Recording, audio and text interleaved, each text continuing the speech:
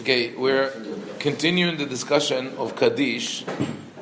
We've analyzed the text of Kaddish, what it was originally said, and the different versions, the different parts of Kaddish, the half Kaddish, Yesh Lama, Al Israel, and the one that is being said at the Siyum when you finish studying a book from either from the Talmud or the Mishnah.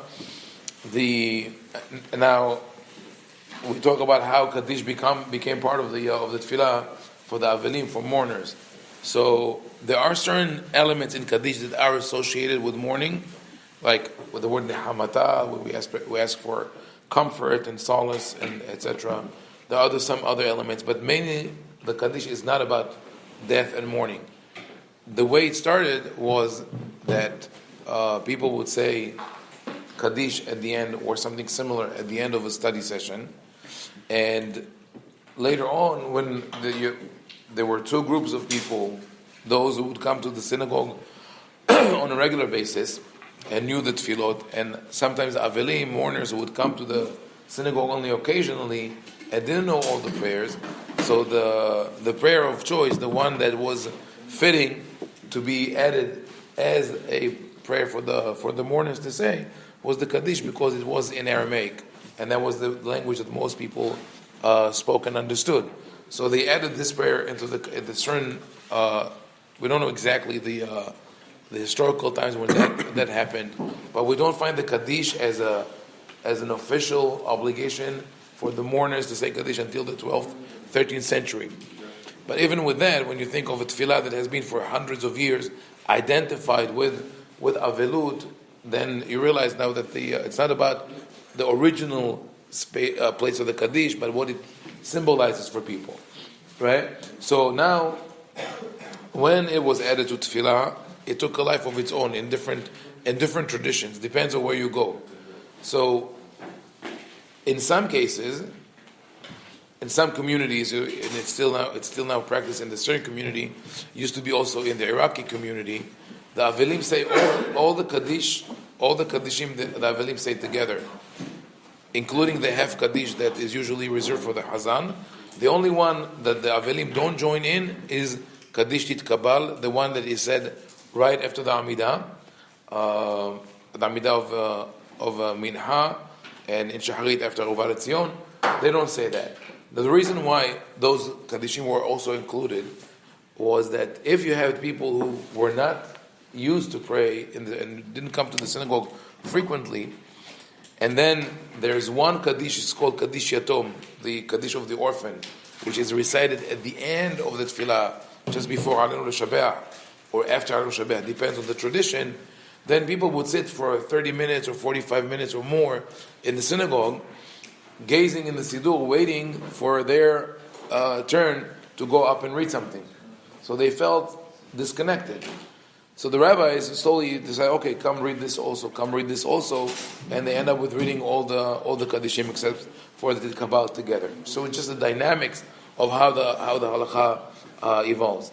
In the Ashkenazi tradition, in some places, the mourner is the Hazan, is the one who goes up and leads the tefillah, and in some of the communities, only one person can say the Kaddish. So they will always give priority to the one whose loss is most recent. But that creates a problem because you want everybody to be involved. In some synagogues, including ours, everybody comes to the front to say Kaddish together because not everybody is can hear, and we want everyone to be on the same page and to say it together. Also to help those who cannot recite the Kaddish correctly, so when it's recited together and it's acquired, one does not feel uncomfortable about the Kaddish. Now the question would be, when you have a choice between the Kaddish or other things that you could do for the neshama of the deceased, what has priority? Like how important, how high up there does the Kaddish rank? So tzedakah, like giving charity, like helping others, like whatever. There are millions of things, right? Studying, reading Tehillim. What is the order? So I wrote a series on that, and I got I started writing it as a response to someone who called me and said that he has difficulties in saying the Kaddish on a regular basis. He is a very observant man and attends synagogue regularly. But he says his mother, when she passed away, was over 90 years old. And she lived a very fulfilled and accomplished life. And he felt that, for him coming every day and saying the Kaddish is like saying that he's not, acknowledging the life that she had. He says, I would rather celebrate in a different way. Like he said it for 30 days. I say, so let's see if it makes sense that you could say that. So I wrote the piece about that. And I explained that the Kaddish is one part of the whole mourning and grief process that helps people get out of grief by coming to the synagogue, by being with people, by reciting something. But it's really only a catalyst, like only a means to achieve a greater goal. The goal is really the integration in the community and learning or doing good deeds. People are moved to do charity, to help others, to also to have this kind of reflection on their own life. This is an extremely important thing. That when we say Kaddish, or when we go to the Beit Avel, Shlomo HaMelech said in Mishteh, he says, Tov lechet el Beit Avel milechet el Beit HaMishteh, v'hai yiten el libo. Says it's better to go to the house of the mourners, than to go to a party, to a wedding party. So when you read this, you think, okay, Shlomo HaMelech is a little on the depressed side. Why do you want to encourage me to go to visit Shiva and not? So he adds at the end, "Ve'ahai yiten libo," because that causes the living to take stock of their life and to reflect on their actions. Meaning, because you go to a wedding, it's great, we celebrate, we dance, and we're happy, and it's good. It gives us good energy. For the people who throw the party, also, it's very common that it's always about, in many cases, it's about impressing the guests, right? Like who will do a better, greater wedding. So you manage of pulling it off, and people will talk about your wedding until the next better wedding will come along, and they will forget the previous one. So Shlomo says, the real benefit, the real gain that you have is that you go, when we go to Beit Avel and we reflect on what happened and we think of our lives, now that gives us an incentive to improve our lives. And when we do that, we improve other people's lives. And that's a core element of Judaism in general. This is embedded in what is called the golden rule. Ve'ahavta le're'acha kamocha. Love the other as you love yourself. So the key element is love yourself. You have to first take good care of yourself, because if you're in a bad shape, mentally or physically or emotionally, you cannot help others. Right? Like the mask and the sling. The what? The oxygen mask. Yes. Right. Take care of yourself first before. Exactly, because then you can help others, right? Maximizing the love. What? Maximizing the love. Maximizing the love, right? It's the next element is love. You have to treat people with love. And when you do that, it's amazing the power that you can give with love. So that also is part of the process of Kaddish. So this is what I told him. And then I got emails from other people. Interesting experiences about the Kaddish, of how, it is not the same experience for all. To each person and each, junction in life, it's different. When the loss is very acute, when someone dies at a young age, you feel a greater commitment to say Kaddish every day, to go every day to the synagogue, because you feel I couldn't do enough to save that person, my father, my mother, my relative. Now this is the least I could do. And it is also kind of a dialogue with God. It begins, I remember when I was a kid and I lost a cousin who was very close to me. I was 13, he was 12. That was, and it went into an operation and didn't wake up. It was terrible. And I remember that I didn't say Kaddish for him, but every time in the tefillah, when I would say, Baruch atah Hashem mechaya metim, I was like, okay, I was thinking, right now I felt that I'm maybe the most important person, and because my grief is, trumps everyone else's. And I was thinking, if God hears me now, probably Mashiach will come and the dead will revive, right? So it was a way to deal with, like, sort of anger, denial, bargaining. There are stages in grief that our classified, they call the dabda: denial, anger, bargaining, depression, and acceptance. And not always they come in this order. Not always you have all of them. But the Kaddish and the prayer allows us, in many cases, to deal with this issue of anger, and acceptance, and bargaining with God. Sorry. And also from my personal experience, but also seeing the grieving process, having worked with cancer. Yes. It's amazing how the religion, not going to the extremes. Yes. But really, how well done. Yes. Like bringing the person into the community. Right. Okay, so even though you have to come to sin, right. You have to. That somehow has that balance, and it's interesting, and how the restrictions start to loosen after the first day, the first week, the first month, right. They 10.5 months. How, and I think that is also what Kaddish does, bringing you into the community. If you would say Kaddish by yourself at home. Yes, it's not the same power, right? Yeah, and like you said, like Dr. Ben Naim sees it on Eli. No, but I'm saying as a doctor, you see it on a regular basis because that it's very difficult to deal with that in the cancer, oncology, pediatric. So now I just want to reinforce what he said, that religion provides us with a tool to deal with the grief, but it has to be coupled with community. So and also with the understanding that I'm doing that for a certain purpose. So let's say, I got those kind of emails from people who are traveling for business or, sometimes find themselves in a situation where there's no minyan and they felt tremendous guilt. Like, I can't work my schedule and what am I going to do? So they ask, is it better to hire someone to say Kaddish for me?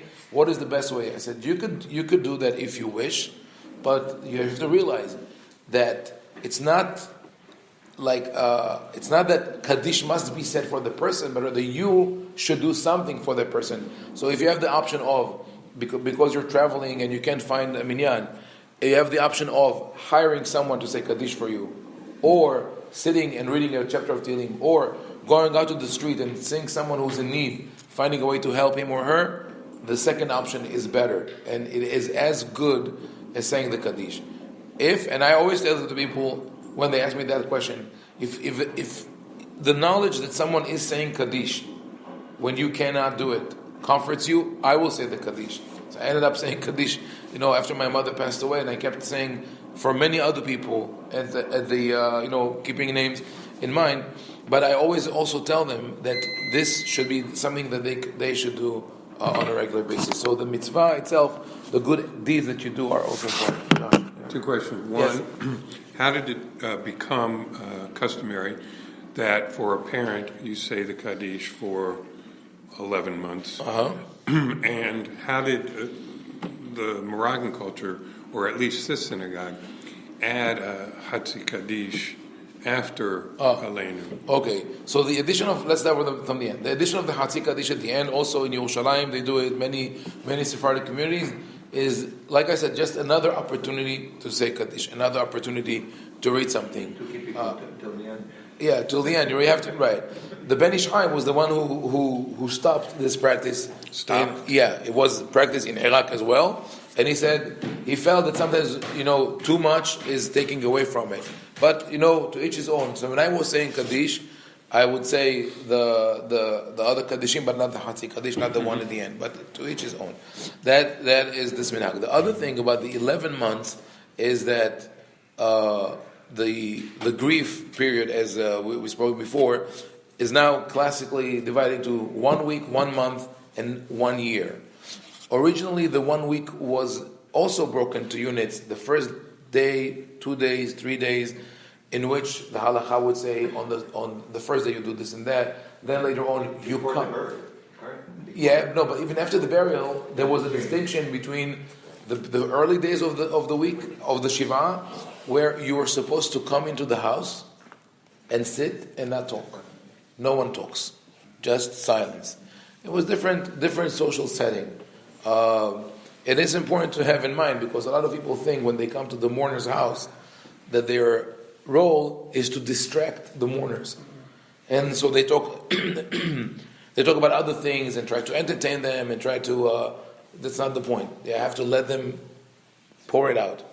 Now, so where did the 11 months come from? Originally, the mourning period was 1 year. That was because it's a cycle. It's a full circle in our lives. So it was 1 year For everybody. for everybody.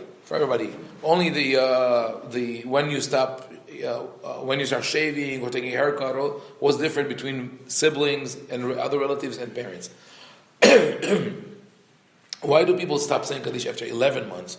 Because the Gemara says that Mishpat HaReshaim B'Gehinom 12 Chodesh. That even the most wicked person, right, will not spend more than 12 months in hell. Or Gehinom, whatever is the equivalent, right?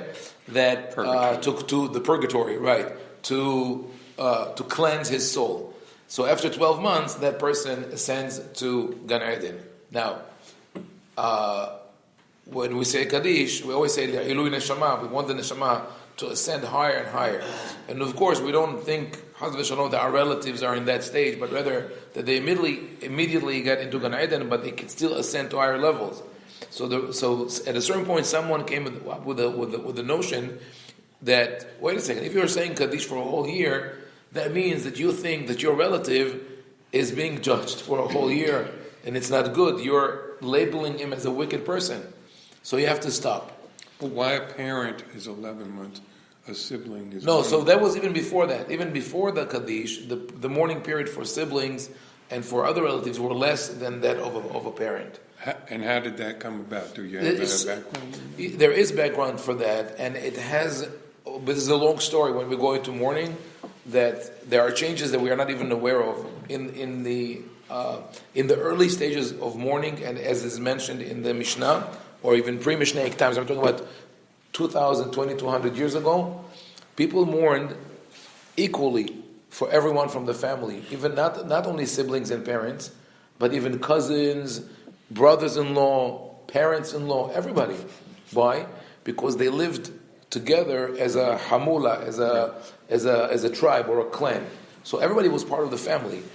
The way we moved into distinguishing between parents and all that was in the 3rd, 4th century, where people moved from this kind of a big household to it's called in marriage it's called patrilocal or neolocal, meaning when a couple gets married, does the woman move with the husband to a new location or they stay with the parents? So mourning is really depending on how close you feel to the person and how is a part of the family. So in the same thing today, people ask sometimes, can they extend the mourning period for someone who they don't have to? And my answer would be that in certain aspects you can continue as long as you feel that it's necessary, but you should feel that there's a gradual change. I can tell I'm sure you know people who lost their children. They really never recover. They never recover from the mourning. So they don't show it in the way of, sitting on the ground like Yaakov, for Yosef.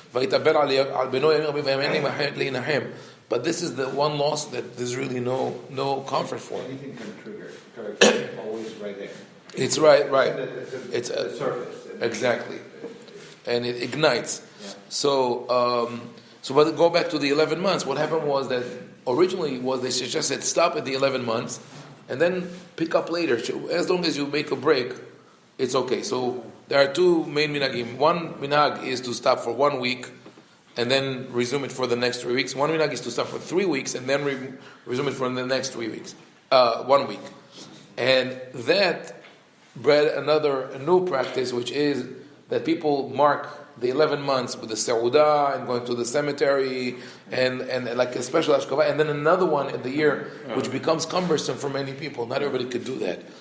So my recommendation when people ask about that is the 11 months, the only marker that you need is to stop Kaddish for 1 week, and the real anniversary commemoration comes at the end of the year.